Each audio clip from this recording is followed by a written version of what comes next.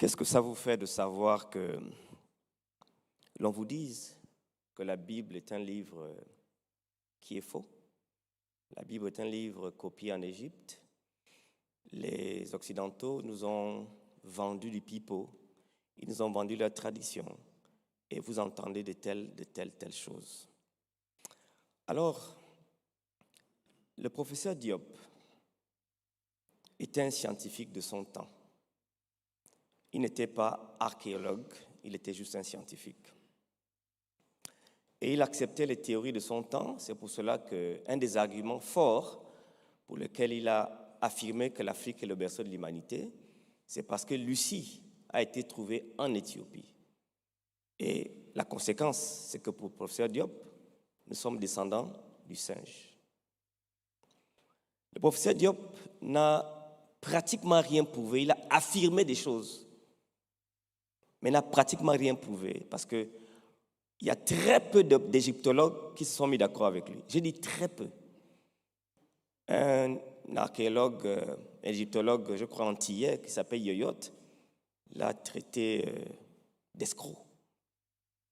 Mais je voudrais reconnaître que le professeur Diop a redonné à l'Afrique un peu de valeur.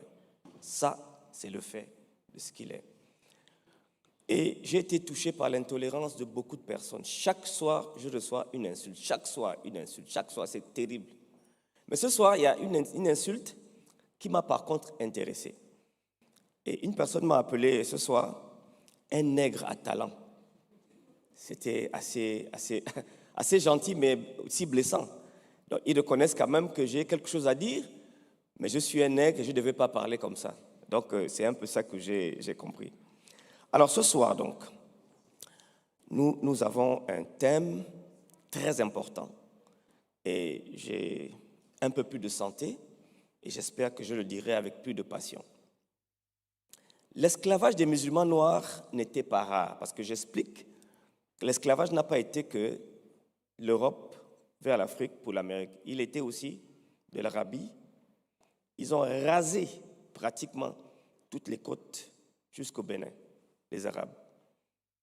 Et rarement, les Arabes aussi lisaient la Bible. Ils ont également justifié leurs données esclavagistes par le texte que nous allons voir ce soir. Pour eux, Kham ou Cham était maudit, et cela donnait donc la possibilité à pouvoir rendre le peuple africain esclave. L'histoire de l'Ancien Testament dans laquelle Kham, le plus jeune des 3 fils de Noé, a transgressé son père. Les descendants de Kham, communément identifiés comme nègres, vous voyez donc comment ça passe. On voit la malédiction, on identifie les Noirs comme nègres et on les condamne à l'esclavage à raison de leur péché. Et voilà comment tout est parti. Ce qui rendait un tel sort d'autant plus plausible était que les Noirs, en raison de leur origine ancestrale présumée, de leur capacité de travail inhabituelle, étaient parfaitement adaptés à une vie d'esclave. Slavery in the Arab world. L'esclavage dans le monde arabe.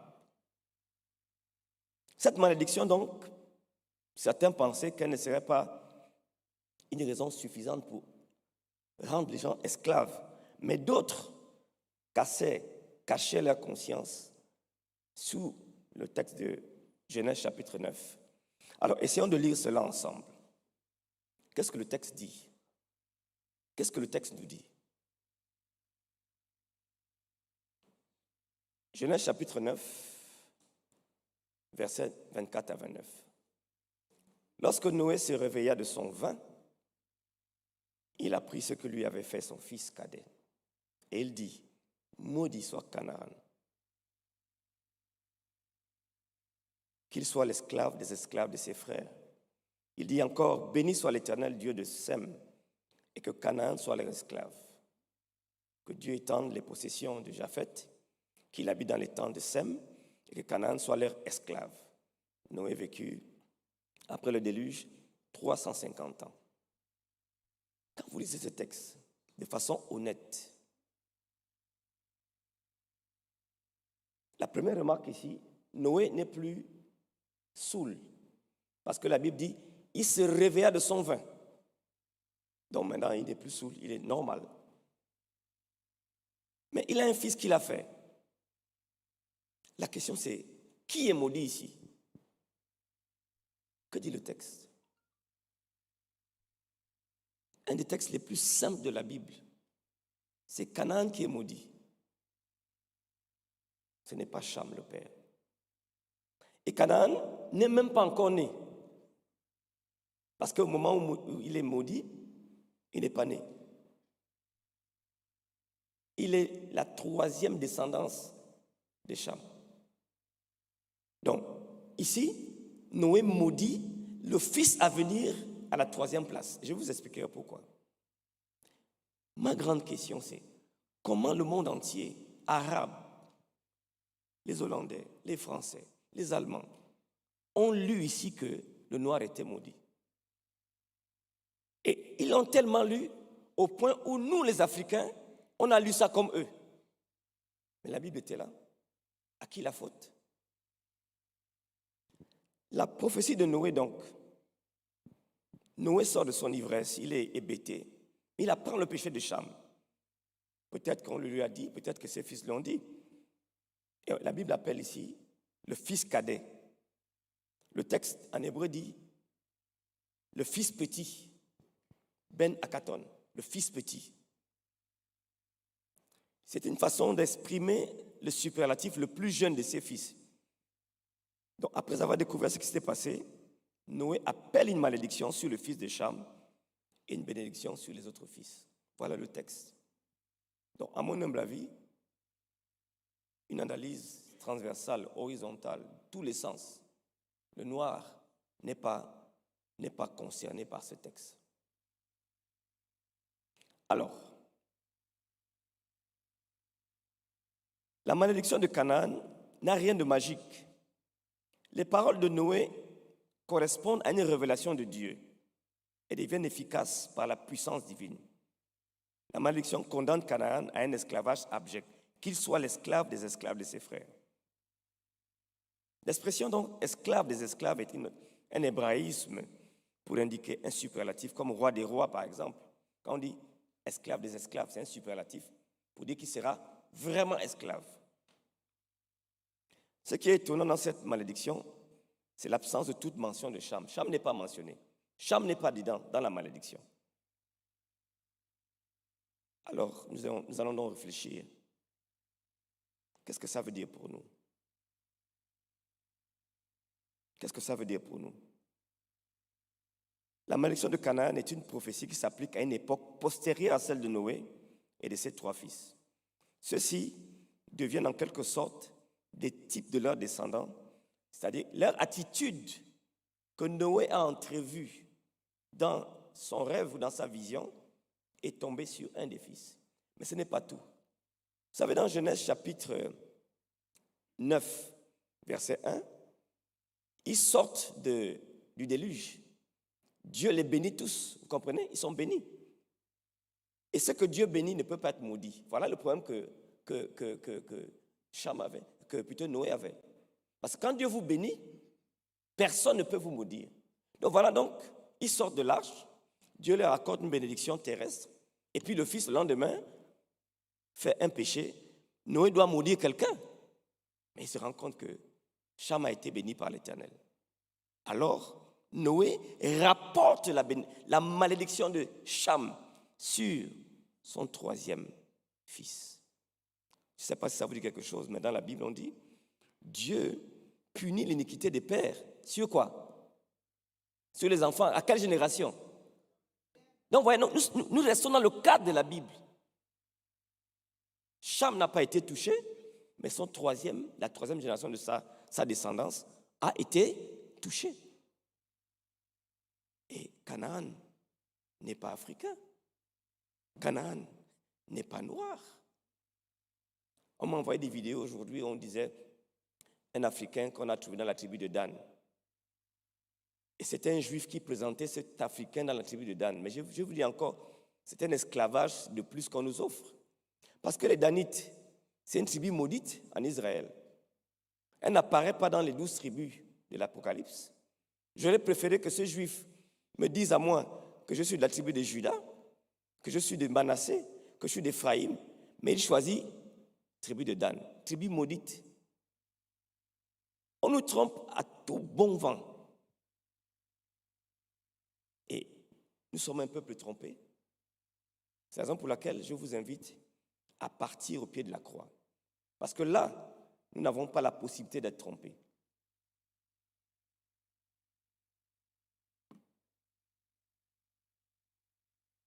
Alors, ok.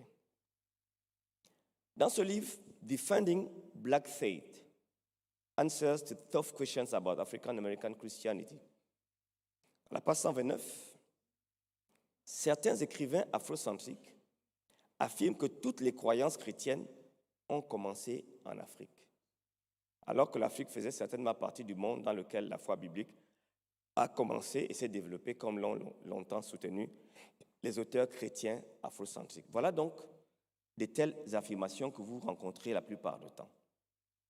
Donc, on a confondu la culture et le christianisme.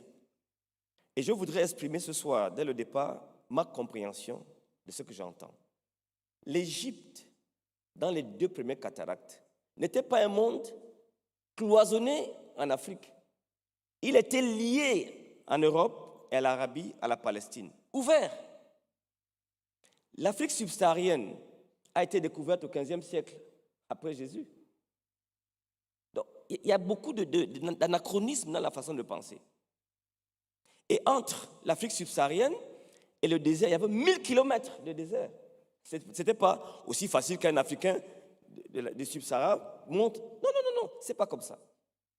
Donc, l'Égypte était ouverte à l'Afrique par les Pygmées dans les images que vous voyez, qu'on arrêtait pour amener à Pharaon. Mais la noirceur africaine se découvre dans l'Éthiopie, la Nubie, et c'est là où les gens sont totalement noirs. Mais quand on dit noir de l'Égypte ou de l'Éthiopie, il ne faut pas voir nécessairement les noirs subsahariens, il faut voir les noirs couchites qu'on appelait couches dans la Bible. Donc il y a un amalgame très compliqué. Et donc lorsqu'on nous dit que toute la Bible vient d'Égypte, il y a là un problème. L'Égypte a plus de 40 dieux. Nous n'avons qu'un seul Dieu. Comment est-ce possible? Comment cela se fait? Donc, c'est des petites choses comme ça qu'il faut, c'est ce qu'on appelle le bon sens. Il faut juste avoir un bon sens. Si on allait copier la Bible en Égypte, on a copié chez qui? Chez Hathor? Chez Anubis? Chez qui? Puisqu'en Égypte, il y avait un temple pour chaque déesse, chaque dieu. Donc, je pense que c'est assez réductionniste de dire des choses comme ça. L'Afrique de l'Est et l'Asie occidentale ont joué un rôle important dans l'histoire biblique. Ça, c'est très important. Les écrivains bibliques ont réagi positivement et négativement à des aspects de ces cultures. Donc, l'Église, Israël était un peuple entouré des nations païennes. Il y avait des réactions et il y avait des attaques. Ça a toujours été un peuple très, très attaqué par des gens. Et partout où ils allaient, ils étaient un peuple particulier. Même en Égypte. Rappelez-vous, quand ils sont arrivés en Égypte, on les a donné, le pays donne, parce que les Égyptiens d'alors ne permettaient pas que des gens qui élevaient, n'est-ce pas, les animaux, puissent vivre avec eux. Ils avaient en abomination les éleveurs. Donc, ce n'était pas comme s'il y avait un mélange. Et si à ce moment donné, Israël était noir, comment voyez-vous? Non, disons que si l'Égypte était noire, comment voyez-vous un Africain qui n'aime pas le bœuf, qui n'aime pas le mouton? Ça fait sens pour vous? Ça n'a pas de sens. Partout en Afrique, dans chaque village, il y a des bœufs, il y a les moutons. Mais en Égypte, au moment où Israël rentre, la raison pour laquelle on isole Israël, c'est qu'ils sont éleveurs des animaux. Et donc le pharaon dit non, nous ne pouvons pas habiter avec eux. Ils sont en abomination parce qu'ils élèvent les animaux. C'était les Hyksos qui étaient là. Je suis africain, j'aimerais bien prendre ça, mais je vous assure qu'un mensonge reste un mensonge. Diop n'avait pas raison. N'avait pas raison. Lorsque, il y a 2 ou 3 ans, cette théorie est venue à moi, j'ai vérifié argument après argument, argument après argument. J'ai même appris les hiéroglyphes pour arriver à comprendre la pensée égyptienne. Et tout est faux. Je vous affirme, tout est faux. Et ça énerve les gens que je dise ça. Tout est faux. Et je le précise, Diop n'a rien prouvé, il a déclaré. Une déclaration, une preuve, c'est deux choses différentes. C'est vrai que ce qu'il a déclaré, pour nous, Africains, ça fait du bien. La déclaration, c'est que le monde entier est noir, la science grecque est noire, les mathématiques sont noires. C'est bon à entendre, n'est-ce pas vrai? La question que je me pose, si ils nous ont volé la technologie il y a 2000 ans, si elle était la nôtre, pourquoi on ne la reproduit pas actuellement en Afrique? C'est de ça qu'il s'agit. Si c'est à vous, n'est-ce pas vrai? C'est ça le problème. Donc, il faut qu'on se batte sur les vrais éléments. Les vrais éléments. La vraie bataille, ce n'est pas d'accuser l'occidental et dire qu'il nous a tous volés. Dans ce même livre, ils disent que la croyance sémitique en l'existence après la mort était éclairée en Égypte. Voilà ce qu'ils disent. Et ils revendiquent dans des aspects de la Bible que la Bible, en parlant d'immortalité, c'est juste une copie de l'Égypte. Mais vous connaissez vraiment ce qu'on appelle l'immortalité de l'Égypte? Le livre des morts, c'est que vous mourrez, on vous met dans un bateau, vous descendez, vous rencontrez le dieu chacal, il vous fait rentrer ici. Mais c'est compliqué. Après, vous arrivez à un endroit où vous vous purifiez, et puis si vous vous comportez bien dans la mort, vous remontez encore. C'est ça que la Bible enseigne sur l'immortalité. Ecclésiaste chapitre 9, verset 5 dit, les morts ne savent rien. Alors ce soir, nous allons essayer d'analyser ces choses. Dans Ésaïe 29, le concept de l'immortalité, de la résurrection, sont dans la Bible. On n'a pas besoin d'aller chez les Égyptiens pour... Dieu est un Dieu de révélation. Il nous a dit ce qui va se passer. Ésaïe dit ceci. Que tes morts revivent, que mes cadavres se relèvent. Réveillez-vous et tressaillez de joie, habitants de la poussière, car ta rosée est une rosée vivifiante, et la terre redonnera le jour aux ombres. Alléluia. Donc, les Israélites savaient que Dieu avait la capacité de ramener à la vie un mort. C'est vrai que dans la plupart des cultures, on a une forme d'existence.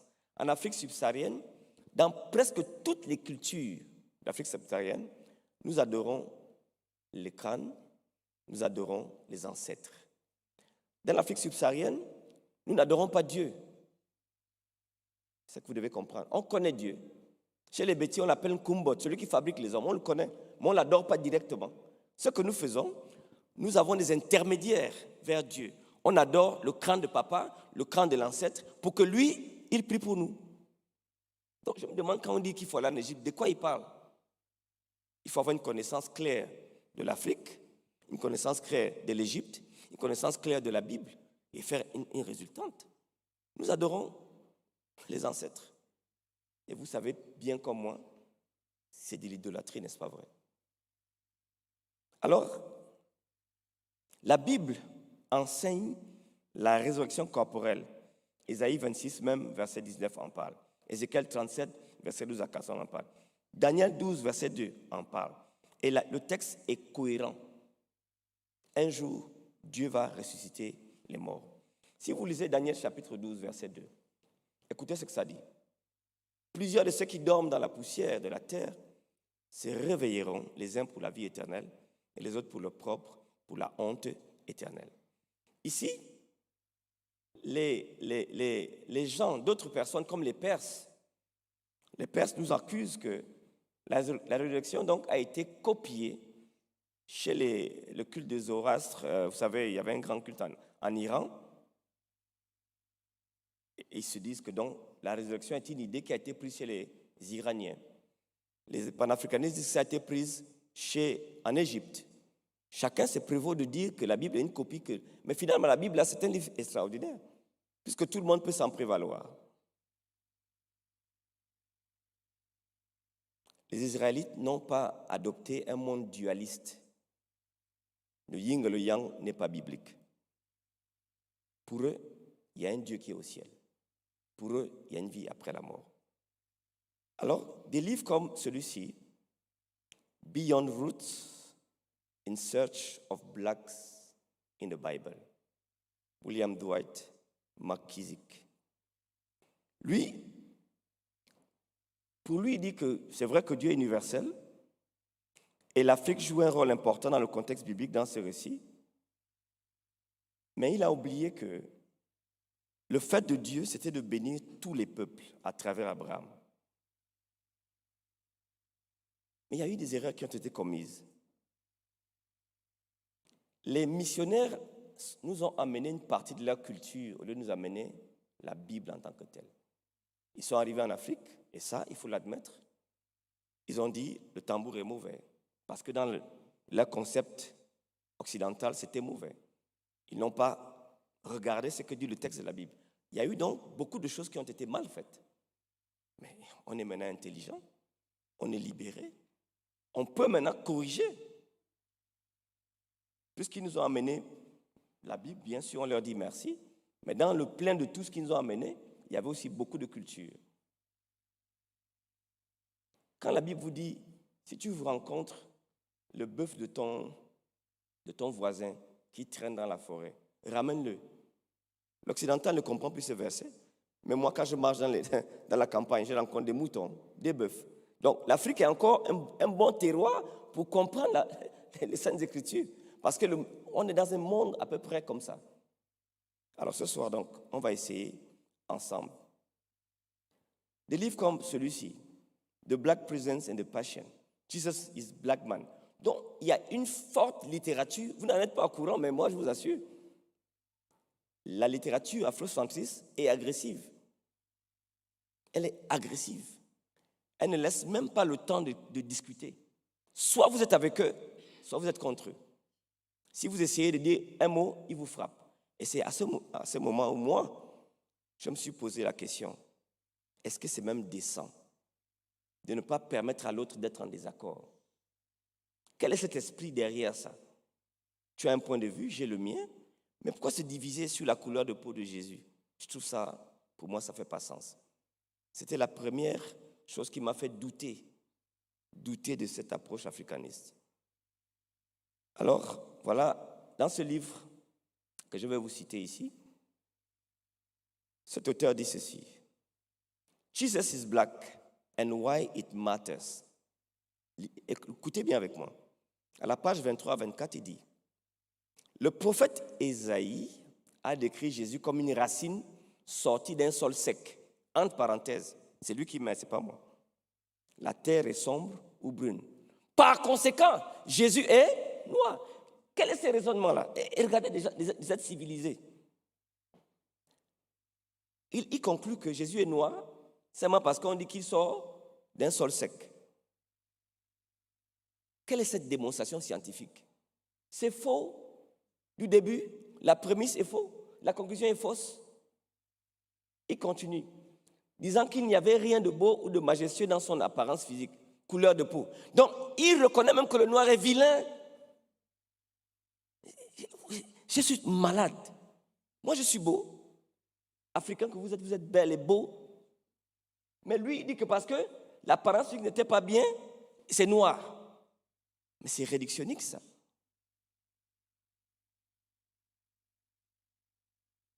Deuxième texte que j'ai pris à la page 24, il veut démontrer la noirceur des noirs dans la Bible. Mais regardez les arguments qui n'ont réellement pas de sens pour une personne qui fait sens dans sa tête. Il faut être malade pour prendre un argument comme ça comme étant vrai. Si vous êtes une personne normale, cet argument n'a pas de sens. On va lire l'autre. Dans Cantique des Cantiques, chapitre 1, verset 5 à 6, l'auteur dit « Le roi Salomon est noir. Certainement son père David sera également noir. » Vous voyez donc comment la démonstration, c'est du coq à l'âne. Hein? Quand vous démontrez quelque chose, il faut prouver. Il dit « Le roi Salomon est noir. » Eh bien, ça m'intéresse. Où est l'argument? Certainement son père David sera également noir. Et si David est noir, alors sa descendance sera noire. Waouh! Jésus est la racine de David, comme le dit la Bible dans Apocalypse 22, verset 16. Donc Jésus est définitivement quoi? Noir. Bon Dieu. C'est affreux ce que les panafricanistes deviennent. Il faut être honnête avec le texte. Juste un peu d'honnêteté, il n'y aura pas ce problème. C'est vrai, nous voulons retrouver un héritage que nous avons peut-être perdu, mais est-ce que c'est dans le mensonge que nous devrons le trouver? Je ne pense pas. Trouvons-le dans la vérité. Il faut trouver dans la vérité, parce que la vérité sanctifie. Le mensonge vous amène loin de Dieu. Toujours loin de Dieu. Sanctifie-les par ta vérité, car ta parole est la vérité. Alors, nous allons voir un autre aspect de cet auteur. À la page 91, le même auteur dit ceci. Toute notre vie, on nous a enseigné que Jésus était un homme blanc, aux yeux bleus et aux cheveux blancs. Cette image d'un Messie blanc apparaît dans les églises du monde entier, en particulier dans l'église catholique romaine. Mais aussi, acceptez que soit, cette image qui nous a été présentée, elle est fausse. Non seulement le Messie était noir, mais toutes les personnes mentionnées dans la Bible étaient noires. Bon, de telles conclusions quand même, dites-nous un peu, est-ce que c'est bien? Ça dit que les Blancs ont vu la Bible en blanc, c'est bien, ils ont mal fait. Mais est-ce que pour répondre à ça, on doit voir la Bible en noir comme eux? On ne repart pas une erreur en faisant notre erreur. D'Adam à Paul, écoutez bien, d'Adam à Paul, les écrits du livre que nous appelons la Bible ont tous été rédigés par des personnes de couleur. Waouh! Je suis obligé de lire les livres comme ça parce que je veux comprendre comment ils pensent. Voyez? Mais ça, c'est douloureux pour moi. Quand je lis une page, 2 pages, je me lève parfois, je vais boire de l'eau parce que la tête cogne. Je n'arrive pas à comprendre comment les gens arrivent à des conclusions où la prémisse est fausse. Et les gens mangent ça. Ils s'abreuvent de ça. Ils se trompent de ça.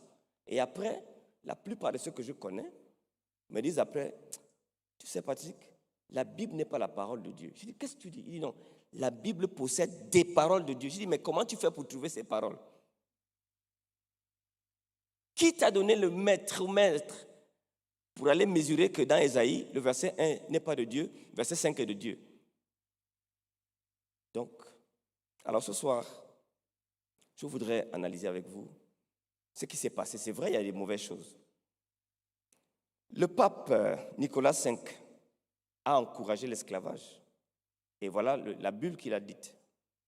Nous avions jadis par de précédentes lettres concédées au roi Alphonse, entre autres choses, la faculté pleine et entière d'attaquer, de conquérir, de vaincre, de réduire et de soumettre tous les Sarrasins, nègres, voilà comment on les appelle en arabe, païens et autres ennemis du Christ, où qu'ils soient avec leur royaume, duché, principauté, domaine, propriété, meubles et immeubles, tous les biens par eux détenus et possédés, de réduire leur personne en servitude perpétuelle. Oui, la papauté a joué un rôle ignoble, exécrable. Mais ce soir, le christianisme, ce n'est pas le pape. Jésus est celui qui définit le christianisme. Quoique les actions des papes parlent beaucoup pour nous, les afro-descendants, il faut ne pas faire l'amalgame. Il faut arriver à rester très clair dans nos têtes. La loi du 21 mai, je crois, 2001, qu'on appelle loi Toubira, a voulu faire la reconnaissance de la traite et de l'esclavage en tant que crime contre l'humanité. Je pense que c'était une bonne chose. C'était un crime contre l'humanité. Et la honte de l'Église, c'est qu'elle a participé à ça. Non seulement les catholiques, les anglicans, les méthodistes ont participé à ça sur la base d'un texte qui ne disait pas quelque chose sur cela. C'était une honte. Et cette honte, Dieu va les juger pour cela. Mais après, qu'est-ce que vous en faites? Voici un autre livre très important que vous devez avoir si vous lisez de l'anglais. Ce livre dit, c'est James Warden, il dit « La fausse religion de la race blanche, appelée christianisme ». Donc pour lui, il équivaut le christianisme à la race blanche. Et il dit, ne vous donne ni le désir, ni le pouvoir de vous résister. Ils prendront la religion de la Bible comme étant un outil d'asservissement. La seule manière, le seul endroit pour résoudre ce problème sont dans la religion de l'islam. Mais il oublie lui-même que les premiers esclavagistes étaient les musulmans. C'était eux qui ont commencé au Xe siècle. Les chrétiens ont pris XVIIe siècle en montant. Donc, ils sont tous coupables. Mais quand vous n'avez pas de la connaissance historique, vous allez croire que l'islam est mieux que les chrétiens. Et vous vous trompez. Et ça, c'est la théorie de Farrakhan et tous les Américains qui sont dedans.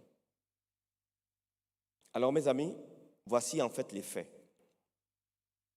Les faits, c'est que l'Afrique du Nord, je vous parle de la Libye, Méroué, et tout ça, après les chutes de Carthage, l'Empire romain a donc civilisé l'Afrique du Nord et avait une relation très étroite avec l'Afrique du Nord. Et les plus grands, les premiers théologiens romains étaient africains. Tertullien, Athanase, Saint-Augustin étaient en Afrique du Nord. Le christianisme était latin et il s'est développé tôt et très vite répandu dans l'Afrique du Nord. Et il s'est répandu dans l'Afrique du Nord avant même qu'il s'installe en Europe. Alors, on va essayer de comprendre ce soir pourquoi donc on n'a pas eu les effets escomptés. L'Afrique du Nord est restée au nord. Elle a gardé la foi chrétienne à elle seule. Elle n'a pas évangélisé. Elle n'est pas allée en Europe. Elle n'est pas venue en Afrique subsaharienne. Elle était contente d'être chrétienne et c'était tout. Alors il est arrivé quelque chose de très grave que je vais essayer de dépeindre ici. Qu'est-ce qui se passa donc? Toute l'Afrique du Nord, donc, qui était majoritairement chrétienne, tomba aux mains de l'islam avant les siècles de conflits internes qu'il y a eu. Donc, l'islam donc, a rasé toute l'Afrique du Nord et a obligé les chrétiens de s'islamiser sous peine de mort. Et actuellement où je vous parle, voilà la cartographie des religions du monde en Afrique. Le nord est pratiquement musulman et le sud, l'Afrique subsaharienne, est chrétienne. Il y a eu la répression, il y a eu la distorsion, il y a eu beaucoup de problèmes. Les chrétiens se battaient pour des faux problèmes. Les Ariens disaient que Jésus n'est pas Dieu. Bataille. Ils ont passé tellement de temps à se battre que quand les Arabes sont venus, ils n'avaient pas de force. La division chrétienne, c'est une honte pour l'Évangile. Jésus est venu pour unir les peuples, mais nous, la plus belle chose que nous faisons dans le monde, c'est de se diviser. C'est diviser. Et voilà, c'est arrivé à ce niveau. Alors, qu'est-ce qui s'est donc passé? Il s'est passé que, plus au sud, le christianisme continue à se développer, comme il a fait pendant un certain temps, dès le début de la mission chrétienne. Et rappelez-vous que selon la Bible, le tout premier converti n'était pas juif, n'était pas européen, c'était l'eunuque éthiopien. Vous comprenez ça? C'était un Africain. Le tout premier converti. Il a amené sa foi en Afrique. Et c'est très intéressant de savoir ça. Il était originaire d'Afrique. Il était éthiopien, pour dire il était de l'Afrique noire. Donc, l'Afrique a connu le christianisme avant l'Europe. Mais ce que l'Afrique n'a pas fait, elle n'a pas développé le christianisme. Mais Dieu ne s'intéresse pas d'avoir une religion dans la boîte. Dieu veut sauver le monde entier. Parce qu'il a dit à Abraham, toutes les nations de la terre seront bénies en toi. Alors Dieu donc sait chercher une autre. Alors le christianisme a commencé donc à sortir de l'Abyssinie, à l'Afrique de l'Est, qui est en fait l'Éthiopie moderne. Et c'est donc là où le christianisme est devenu une religion d'État en Éthiopie. C'est le seul endroit où l'islam n'a pas pénétré réellement. Parce que les Éthiopiens sont de vrais Africains. Ils se battent pour leurs idéaux. Ils se battent. Ils n'ont pas été colonisés. parce qu'ils ont une fierté. Alors, cette Abyssinie, donc, a eu un impact parce qu'ils ont gardé des manuscrits bibliques et la religion s'est beaucoup développée. Alors, continuons à voir un peu ce que pensent les Afro... oh, Seigneur. OK. Excusez-moi. Ça n'a pas toujours été facile pour les chrétiens d'être en Afrique.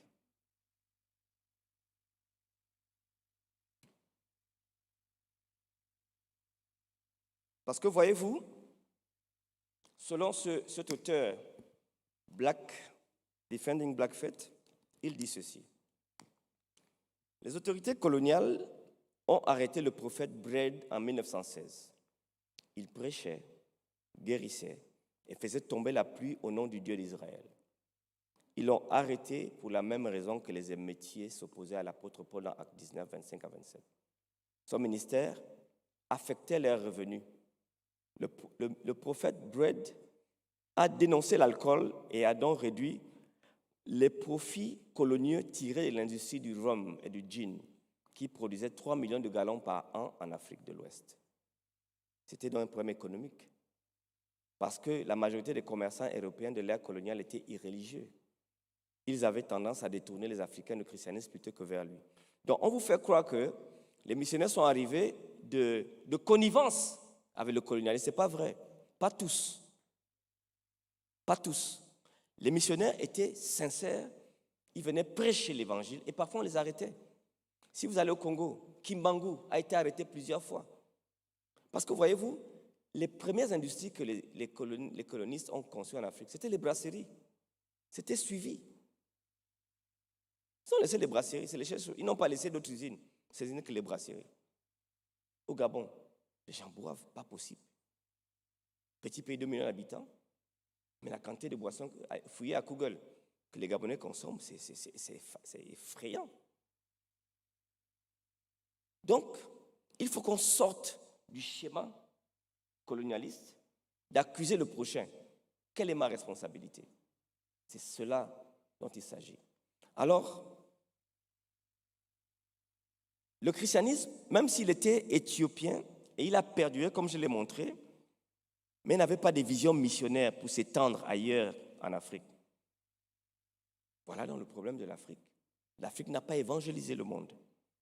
Et c'est à ce moment donné que le Seigneur donc a touché les Européens.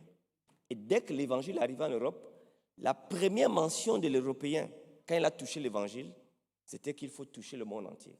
À ce moment donné, ils sont là en Afrique du Sud, en Inde, en Afrique subsaharienne. Ils ont évangélisé le monde. Mais nous avions la véritable richesse, on l'a gardée pour nous. Ça, c'est des faits historiques. Alors, l'Égypte était-elle noire? C'est ça la problématique que les gens se posent. Alors, dans ce livre, Black Man's Religion, Can Christianity be Afrocentric? Greg Kinnear et Glenn Ushri, c'est des auteurs qui sont très équilibrés.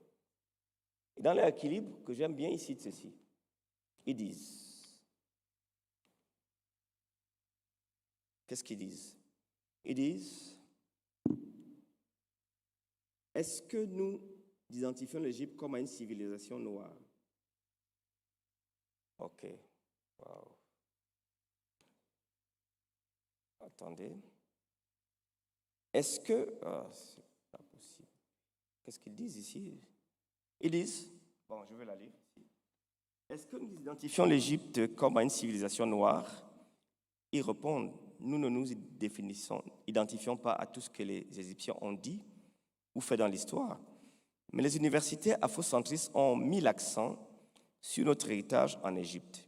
Un héritage qui, s'il n'est pas entièrement africain dans tous les sens traditionnels, est certainement plus africain qu'européen. Là, ils ont raison. La Chine, la Mésopotamie et l'Égypte ont toutes revendiqué le titre de berceau de la civilisation. Les Chinois disent que c'est le monde a commencé chez eux. Les l'Égypte dit que c'est chez eux. Finalement, c'est où ça a commencé?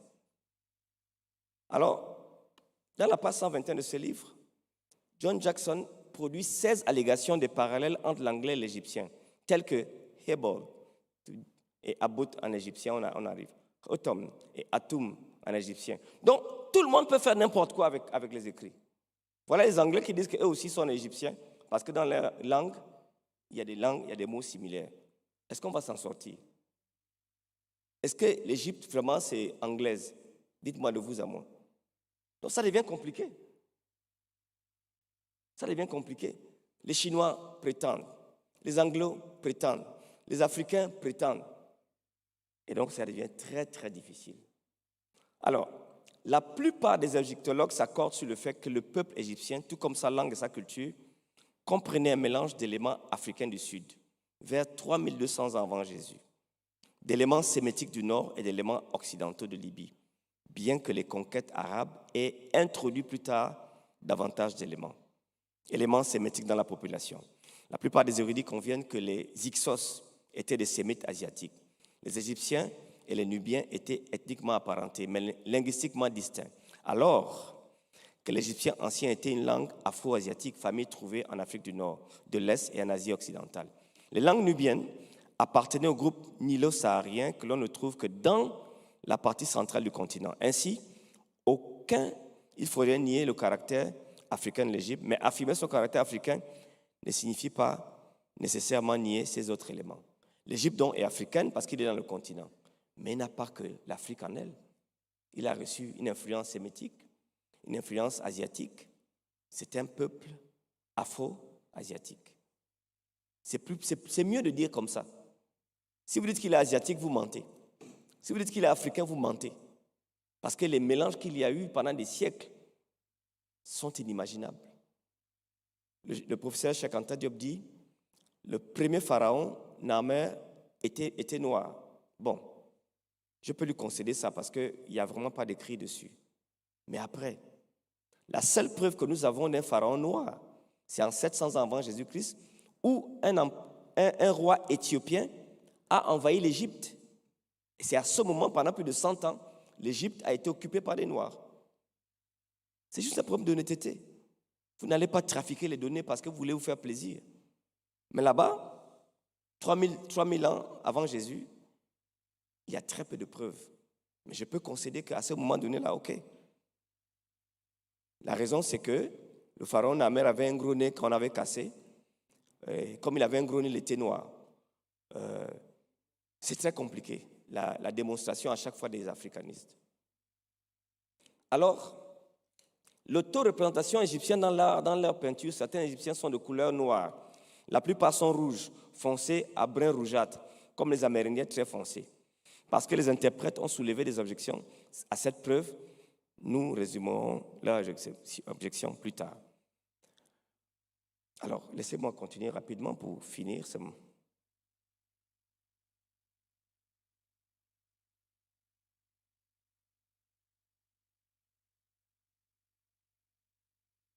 Ça, c'est pour conclure, dans mon livre « La table des nations », que je vous inviterai vraiment à l'acheter. Je l'ai publié en France, vous pouvez la voir.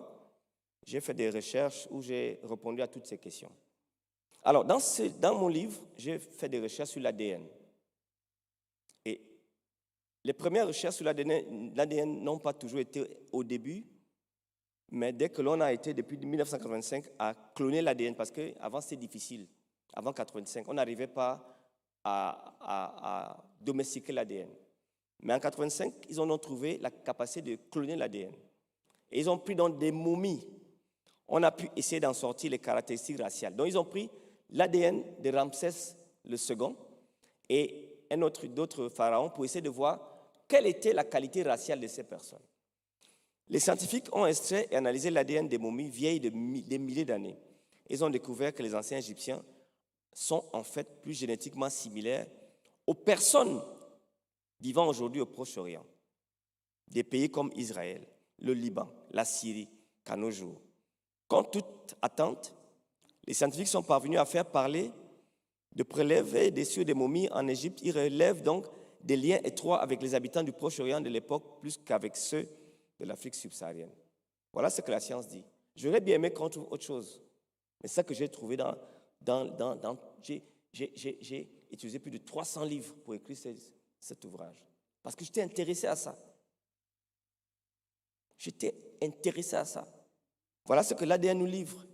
Dans l'équipe qui a ensuite comparé l'ADN de la momie ancienne à l'ADN des peuples anciens, il s'avère donc que génétiquement, l'Égyptien du temps de Jésus ressemblait à l'Arabe du Nord, au Libanais, à toutes ces personnes. Alors donc, pour moi, nous devons donc nous intéresser, pour terminer, à ce que la Bible nous dit. Galates chapitre 3, verset 28 nous dit, « Il n'y a plus ni juif, ni grec. Il n'y a plus ni esclave, ni libre. Il n'y a plus ni homme, ni femme, car tous êtes un en Jésus-Christ. » Alléluia. Vous savez, les africanistes défient l'Afrique.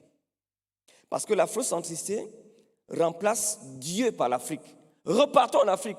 Mais qui est l'Afrique? L'Afrique devient donc le Dieu. On sort du monde, l'exode c'est l'Afrique. C'est donc une déification de l'Afrique. Parce que cela dicte la restauration intérieure de l'être, de son projet culturel. Mais Dieu a un autre projet pour toi, mon frère. Trouve ta valeur en Jésus-Christ. Il n'a ni couleur, il est mort pour toi, et c'est en lui que tu trouves ton identité. Jésus t'a libéré. Jésus t'a libéré. Et cette libération est une libération qui est acculturelle. Elle n'a pas de peau. Elle ne se définit pas parce que tu es blanc ou noir. Si un blanc est raciste, il est malheureux. Si un noir est raciste, il est autant malheureux que le blanc. En Christ, nous sommes tous frères. Mais le problème qui s'est passé, les Occidentaux nous ont fait du mal. Mais ce mal ne se paye pas par le mal. Il faut pardonner et aller de l'avant. Il faut pardonner et aller de l'avant. Et dans Colossiens 3:11, je finis par ça. Il n'y a ici ni grec, ni juif, ni circoncis, ni incirconcis, ni barbare, ni scythe, ni esclave, ni libre, mais Christ est tout en tous. Que Dieu vous bénisse tous. J'espère que cette semaine a été une semaine qui peut vous enrichir en Christ. Que Dieu vous bénisse. Amen.